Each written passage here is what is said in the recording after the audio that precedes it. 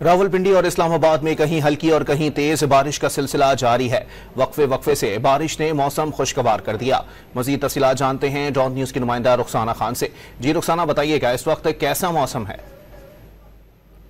जी बिल्कुल, इस वक्त इस्लामाबाद रावलपिंडी के मौसम की बात कर ली जाए तो मौसम इंतहाई खुशगवार हो चुका है। इस वक्त बारिश का सिलसिला जारी है, ठंडी हवाएं चल रही हैं। इसके अलावा गर्मी का जोर मुकम्मल तौर पर टूट चुका है, मतला अबर आलूद है, आसमान पर काली घटाओं का राज बरकरार है। मारगला की पहाड़ियों को सियाह बादलों ने अपनी लपेट में ले रखा है और हर मंजर जो है वो इंतहाई दिलकश दिखाई दे रहा है।